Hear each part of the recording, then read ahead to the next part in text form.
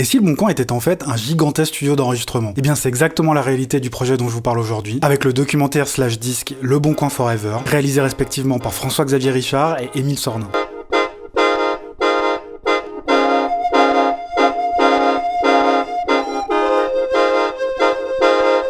Dans un premier temps, n'hésite pas à t'abonner, je te présente des pépites musicales tous les jours. Une bonne idée, ça change souvent tout. Ça, c'est de la belle phrase d'une des plus horribles vendeurs de formation installés à Dubaï, mais je vous avoue, comment ne pas y voir un fond de vérité à la vue de ce projet. Le Bon Coin Forever est un documentaire de 25 minutes, réalisé par François-Xavier Richard, dans lequel il va suivre les petites aventures du musicien Émile Sornin au cours de l'été 2015, dans sa quête d'enregistrer un disque avec des instruments étranges, trouvés exclusivement sur des annonces Le Bon Coin. Alors il achète pas les instruments, mais il rencontre les propriétaires, échange avec eux et enregistre sur place grâce à son tout petit setup, composé d'un micro, d'une carte son et de son MacBook, l'intégralité de l'album Le Bon Coin Forever.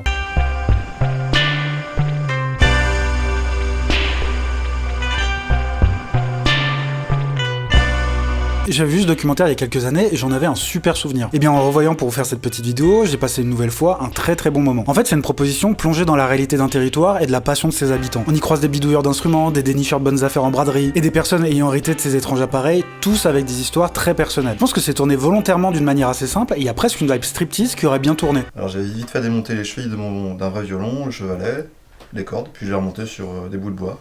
Putain, génial. C'était un truc vite fait, quoi. Et le résultat de ce voyage sur les routes du Poitou-Charentes, c'est un disque d'une dizaine de minutes, qui passe de la musique expérimentale faite à l'aide d'un synthé modulaire, à des ambiances de bande originale de films italiens des années 70. On y retrouve des guitares modifiées, un orgue d'église, une sitar, mais aussi une guimbarde, ou encore une scie musicale. C'est un joyeux mix de plein de sonorités et de textures surprenantes. En tout cas, je vous conseille vraiment ce petit bonbon aussi agréable que touchant, qui en plus de ça, est directement disponible sur le YouTube de Confort Moderne.